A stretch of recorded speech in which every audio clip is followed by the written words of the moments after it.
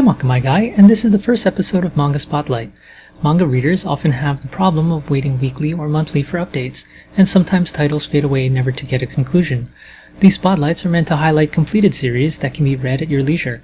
They can be binge-read safe from cliffhangers or premature cancellation. For the inaugural episode, we're going to recommend a true classic, Megami-Sama, also known as Oh My Goddess to American audiences. Originally released in 1988, the series ran almost 26 years until 2014 and has been adapted to various media, including multiple television series, OVAs, and movies. It's written and illustrated by Kosuke Fujishima, previously known for the You're Under Arrest series, and more recently for doing character design work on the popular Tales of JRPG games.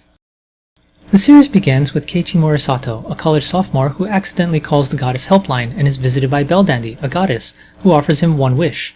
Assuming a prank, he wishes for a goddess like Belldandy to be with him forever, and his wish is granted. The primary conflict of the series comes from the wide assortment of side characters who have their own ideas about the relationship between Keiichi and Belldandy, as she is quite noticeably out of his league. However, any effort to separate the two would run afoul of the wish and cause all sorts of divine mayhem. Keiichi is an everyman character, dealing with the wackiness of living and interacting with a number of celestial beings. He has a love of motorsports and happens to be a skilled mechanic, but his primary virtue is a type of purity and innocence which makes him just a really nice guy. Belldandy is pretty much a goddess in every traditional sense of the word. She's kind and patient with everyone and everything, as she is able to communicate with even inanimate objects. She is loved by all and she loves them all back, but Keiichi becomes particularly special to her. Of special note is Belldandy's sisters, Erd and Skuld, who come to live with the couple with their own agendas in mind. Erd pushing them to take the relationship further, and Skuld trying to keep them apart. It's interesting to note Kosuke's artwork develops greatly over the course of the series. The early chapters reflect the previous era in manga visuals.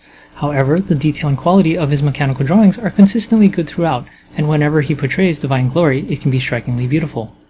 While the various anime adaptations vary in quality, the manga starts solid and improves steadily over time. Development of these characters over so many years allowed them to grow and evolve naturally. By the end, they feel like friends you've known forever, and you're also invested in knowing if a mortal and goddess can really make their relationship work. Oh My Goddess is a series that appeals to a wide audience. It's a romantic comedy and occasionally a fantasy adventure, but it's always uplifting and optimistic, which is the core of its appeal. There are no ratings for these recommendations, as they draw from the best available titles. So in conclusion, just check it out, and if you have any similar or related titles you enjoy and want to recommend, please comment below.